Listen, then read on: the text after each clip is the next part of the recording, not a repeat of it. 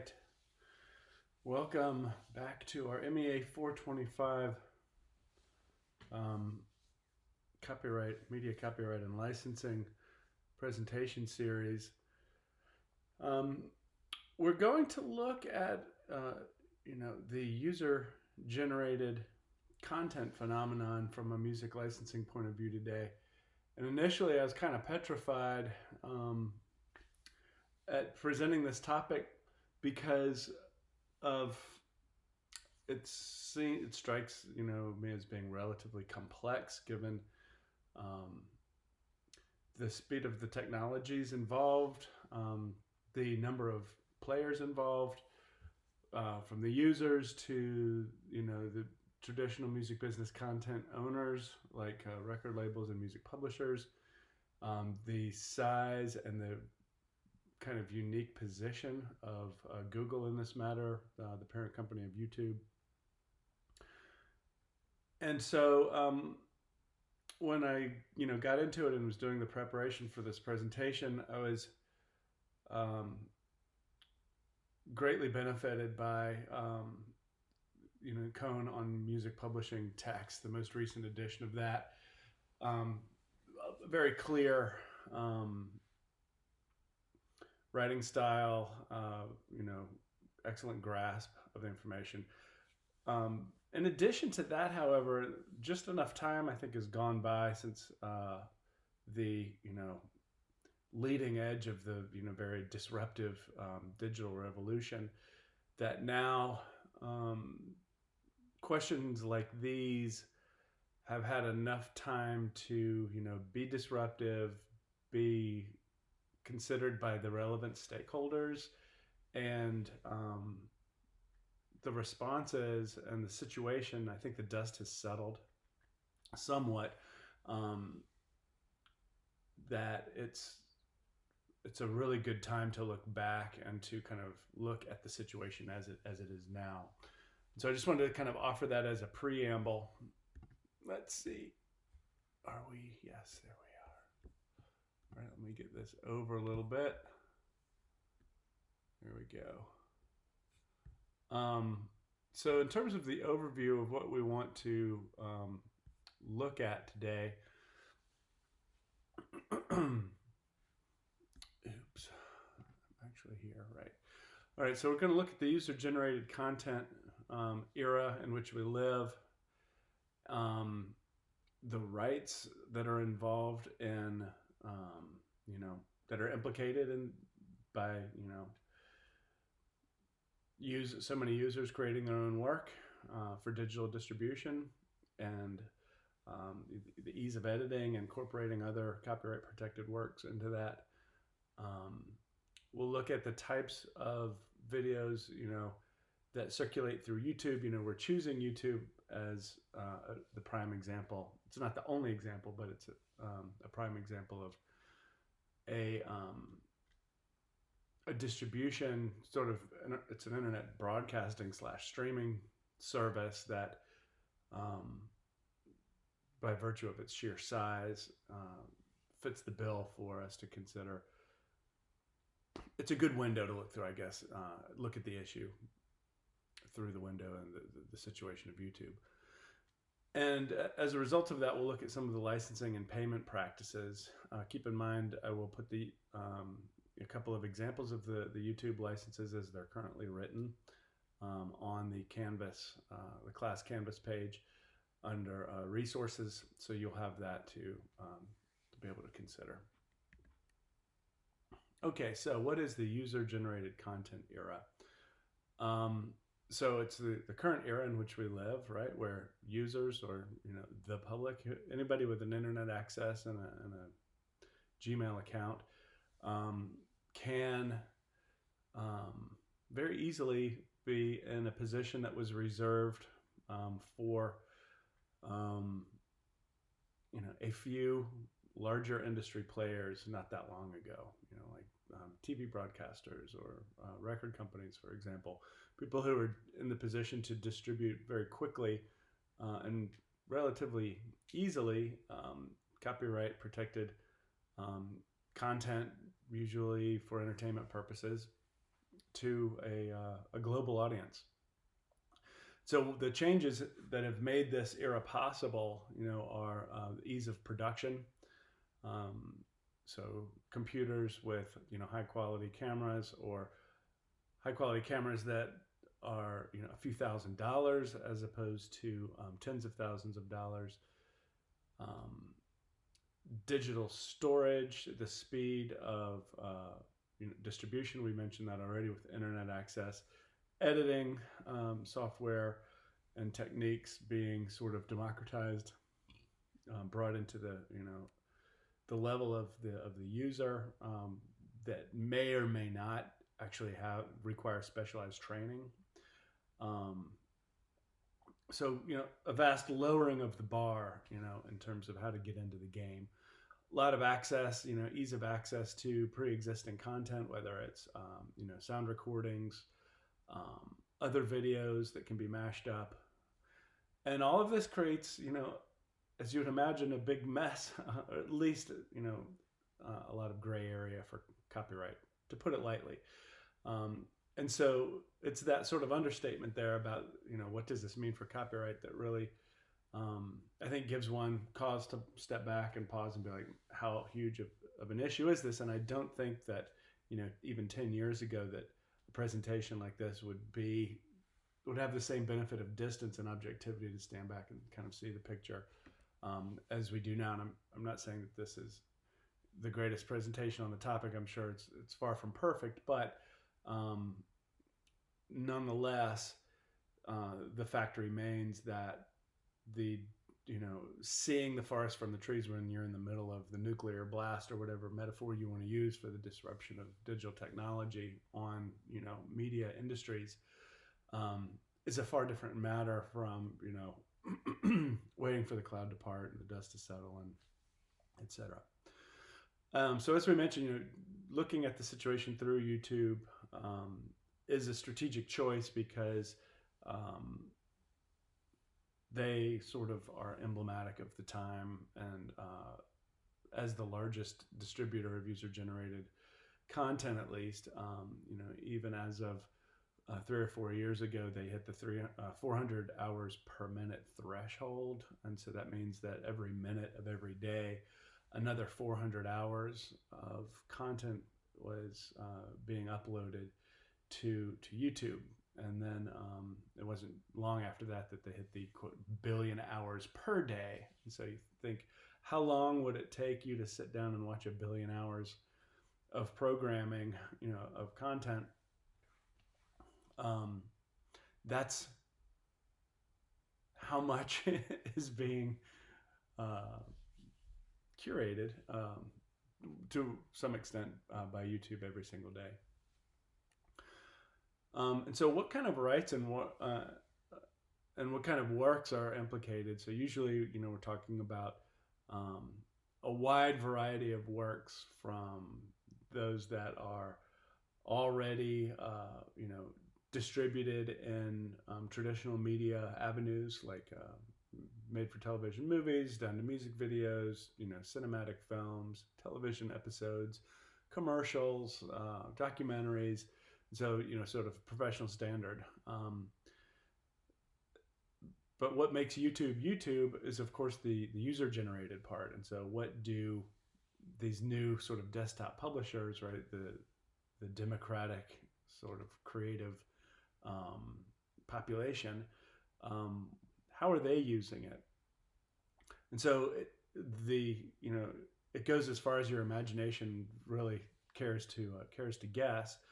But in all cases, the rights that are implicated in, as far as YouTube is concerned, is that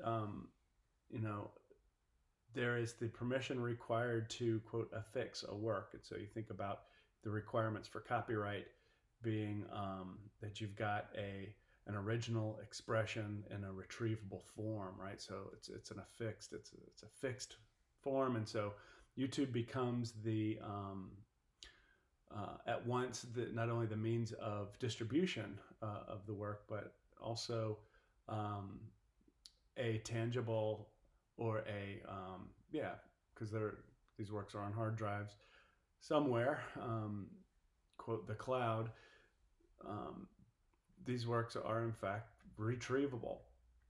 And so, in that mere fact of the fixation of these works, we've got a fair amount of the bundle of rights that are implicated here. So we've got the duplication. Um, in many cases, we have the incorporation of several pre-existing copyrighted works, like doing a lip sync video or something like that. And so this is a new we have new versions of works, or even parodies of existing works, or new versions of existing works. So the right to create derivatives, the ability to the right to display works, so all of these are implicated in the those. You remember the bundle of rights was 4 Ds and a P. Here we've got 3 of the Ds, and just because of the particular nature of YouTube as an audiovisual medium, you've got the display function in there as well, or the right of display, I should say. And then the permission to perform is also implicated, because this is a broadcast medium as well. So it is transmitting creative content, not all the times creative, but multimedia content through a public communications medium, being the World Wide Web. So that is that's a performance. And so this is where we can kind of see how the complexity of the picture that we're dealing with, because we've got the questions of copyright that come up, of course, right? Who has the rights to do these things, and who gets paid? And it's an interesting story, really, because YouTube has been, of course, I think at face value, they would seem to be in the crosshairs of this situation, as the one who is getting, the entity that's gaining sort of, corporate brand power and lots of other types of power, including financial gain through all of this upload, right? 400 hours per minute as of 4 years ago. And so when you have users that are getting into the same level of power of distribution, I guess you could say, as traditional music business or entertainment industry institutions, right? Broadcasters, labels, etc. There will be toes that are stepped on in terms of who has permission to use what kind of materials. And so the 3 typical types of claims in terms of copyright infringement that YouTube sees are claims from labels. So they're, of course, protecting the phono record, which is the P with the circle, or circle P. And so they have the permission, right? They have the right to use master recording, and so they're in the sort of granting position. They can grant that right. But if someone's using it without that grant of permission with a license, then that's clearly an infringement of their property. Likewise, we've got claims from publishers who are interested in protecting, quote, the underlying composition. So that's the C with a circle underneath of that. And this is really at the the bedrock of the music business, because nothing really happens, without the underlying composition. You can make as many records as you want, but you don't have something to record, then you're going to be recording a lot of silence. So the claims from the labels protecting the recordings, the claims from the publishers who are protecting their the compositions, but also claims from users. So I had the opportunity to perform as a musician on a public television show called Austin City Limits at one point in time, and was granted I requested a copy of the recording and was given it at that time. This was before the YouTube era. And when I was like, well, now I've got my channel, I want to show in my channel, an example of the kind of work that I do. but that's an example of a user. So Austin City Limits filed a takedown notice because they have the right to that. That's their program, right? And so this is an example of a claim from a user that is an example of this kind of third category of the kinds of people that are interested in getting YouTube to protect their work, or to not damage their work by exploiting it too much. Okay, here we go. All right, let me make sure I'm still on track here. Yes. Okay. So those are the kinds of claims that YouTube sees. Now, in terms of the kinds of videos that are kind of involving this gray area for either sound recordings or the underlying compositions, here are 5 different kinds, and these are enumerated once again in the cone text on music publishing. So first of all, you've got the label video, then the cover video, then the lip sync video, what's referred to as an art track video, and then a publisher only track. And so here you can see that, Circle C, or the music publisher, is going to be implicated in all of these because, once again, there's no everything that's recorded has to be a recording of something, and so the song or the composition is that something that's underlying. And so every time you see a Circle P on there, Circle C also is represented in some way. And so in the case of the label video, the label is doing the synchronization to their own recording, right? So they own Circle P, but they typically will turn around and pay for the right to synchronize to the music publisher, for example. Cover videos, we know those, users or the public, are performing their own version of the composition. So that's Circle C. They're not using the master recording that was released, but they're making their own, performance of that. So a guitar player does, a Beatles tune. It's not the Capitol Records release. So that's a cover song. Lip sync videos is related to that, but instead of the user performing, now they are pretending to perform. As the master track plays in the background, they are delivering a lip sync version. Art track videos, this is when you've got a master that is paired with, let's see, there we go. Google generated images. I think I may have seen one of these, but I think that there's obviously a function within YouTube where if you have an audio track, but you don't know what to put it with, then you have the choice of either putting it with just a static image, right? One sort of picture, which would be a publisher only track. That's number 5 right there. Or Google will sort of has a function to generate imagery that goes along with that's kind of triggered by some of the audio features of the song. So not so familiar with art track video. I have seen publisher only tracks before. So those are going to be your 5 main types of videos that are going to implicate our areas of Circle C or Circle P, basically. Okay, so how does YouTube then position itself as this sort of nexus for these multiple owners and these multiple video types? So it's almost like they're an aggregator, right? They're receiving tons of information, tons of content, and they have to be accountable in some way, right, to the stakeholders.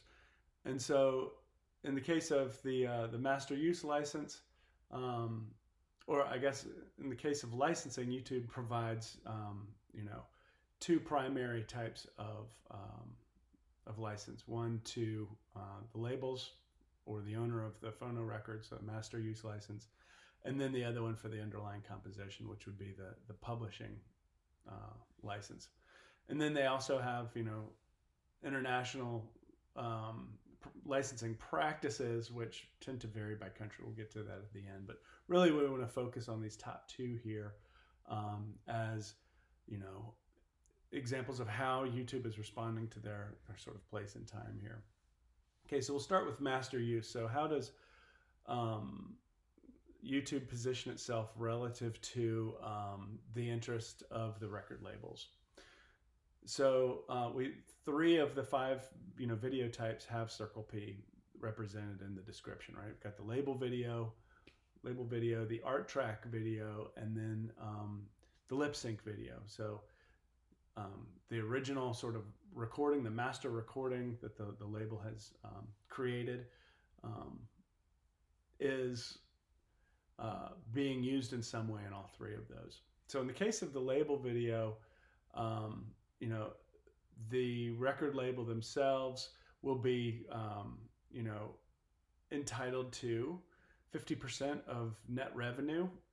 And as you recall, YouTube has, the free sort of ad-based revenue model, as well as a subscription-based revenue. And so this 50% of net per click or per view, I should say, is payable to those labels, right? Which would be basically an industry partner with YouTube. And so you can see that this one is relatively simple, right? So whether it's ad-based revenue or subscription-based revenue, it's 50% net payable per view. Okay, and then you just go down 40% for the art track videos and 30% for the lip sync style of video. And so that's a pretty clean accounting model. Now, when you come over to the publishing license, it's not quite as clean. And that, I think has to do in part with the fact that there's a long-standing disagreement between YouTube and music publishers. It would seem that because the music business was, I don't know if controlled is too strong of a word, but I think organized around the record company operation and the power of the audio recording from the 60s at least through the 90s, kind of the heyday of that. Publishers have sort of had to fight for their proper respect and place in the music business, and they've got a real claim there, given the fact that if the record companies didn't have the underlying composition, once again, nothing to record. And so the publisher represents that basic sort of commodity at the ground level of the music business, upon which much of the business itself is built. And so, yeah, there is a long-standing disagreement between YouTube and the music publishers. And I think it has come to a head lately because YouTube has been able to deflect their liability for the right of reproduction by the safe harbor provisions in the Copyright Act. And the safe harbor provisions simply say that internet service providers and some websites are not liable for the content that passes through their service. And so that has been an argument to place a lot of ISPs and larger services like YouTube outside of the scope of liability for, in this case, certain copyright concerns. They've also been able to deflect liability for synchronization royalties, for having to basically pay for synchronization, by saying that they are actually not the ones that are doing the synchronizing, but it is the users, whether it's the labels or the users themselves. And so, whether you agree with this or not, this has been YouTube's position, and it has stood up to this point in time. And given the power and the scope, the size of YouTube, the publishers have, even though they've disagreed, they've basically been forced to capitulate while preserving a broad sort of takedown right. And so, as a sort of premium partner of YouTube, they do have the right to take down videos that they find to be offensive for really a sort of broad range of reasons. Um, you know, they do provide, the publishers do provide rules on how the videos are supposed to be used. Um, you know, with the clearest example being they don't want people charging, or making money off of property that isn't theirs, obviously. And in exchange for this broad takedown right, and this sort of being at the table as a stakeholder, I suppose, the publishers have essentially withheld their option to sue users for, and so this is why you or I or anyone with a YouTube account can go on and do a cover version of your favorite song on the kazoo or banjo or whatever instrument you like, or just sing it a cappella, and not have that instantaneously taken down, right? So perhaps in YouTube's mind, they've got it set up the publishers are kind of making the same recognition of the promotional value of their property that the record labels did when in the wake of Napster and digital distribution on P2P networks, kind of finding that silver lining of, okay, well, we're not able to monetize the way we want to and protect our property. We do have some stake here in terms of taking down the videos if we want. But the silver lining here is that, for every X amount of mediocre videos, there's going to be a really good sort of cover version, perhaps. And in the sum total of everybody trying to, it implicitly sort of underlines the value of the property itself. It's like, this is a song worth people trying to, that people are enjoying, and it just is sort of underlining or revindicating the fact that these properties are, part of the American sort of musical tradition. Okay, so in terms of the publisher licenses, so how are payments set up? So remember, payments are based on the net of either the ad revenue stream, that model. If you're not paying the YouTube sort of subscription rate, then you have to sit through the ads, and that revenue from the advertisers is what's floating, that model in terms of, finance, making it, financially viable. Or on the revenue subscription, it's the users that want to avoid the advertisements and they pay in, and so that payment there becomes the source of income.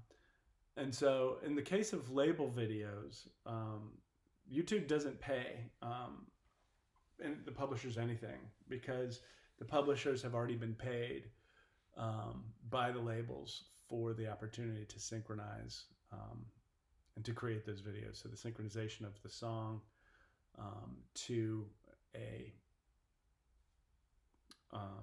motion picture or visual component, a video of some kind. In the case of cover videos, you've got YouTube pays the publisher 15 to 35% of, once again, that net of the revenue or of the subscription, and that's their choice. I think it's probably based on popularity. And then lip sync videos and art track videos, YouTube pays the publisher 15%. And then finally, the publisher only track is 10%. And so this is a little bit more, more complex of a picture than it is with the labels, who have it pretty, a little bit more simplified, because once again, Circle P only shows up on 3 of these, right? And so there's 3 different avenues, whereas the publisher, the compositions underlying all of those in addition to other ones. And so it's a bit more complicated, and the sort of contextual history of the relationship between the publishers and YouTube doesn't help the matter. And so they've had more of a difficult time getting on the same page than the labels have. And finally, in terms of the international picture, so everything I've given you up until this point has been U.S. only. And the United States sort of situation here has had to be ironed out or I guess has been ironed out um, by early, um, by virtue of the fact that the United States represents 1/3 of global sort of music business revenue, and so much of the content that is circulated globally does originate in the United States, and so it makes sense that a lot of the international picture, or some of the international picture, would be informed by, or at least influenced or impacted by, what happens here in the United States. So as a result, the picture for the United States is a lot more clear. When it comes to international payments and licensing, typically terms may still be under development, or for the more developed areas, like um, Australasia, or Western Europe. Um, in those situations, the you usually have, excuse me, direct licensing agreements where publishers end up receiving somewhere between 2 to 10% of the net associated revenue on either of those two streams. And so in the case of the established sort of music business markets, like I named, um, practices are in place, but that's still that's still leaving large swaths of the planet that are sort of in the works, or have unique sort of agreements that are beyond the scope of this presentation.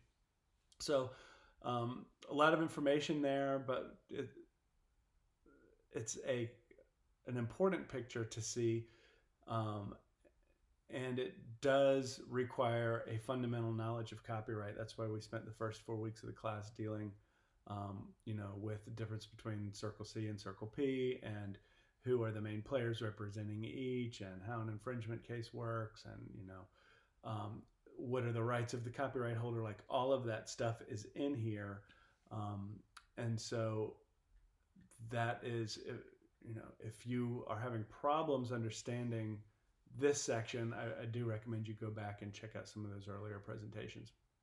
All right, put your comments in the area down below, and I hope everybody's doing well, and look forward to seeing your presentation soon.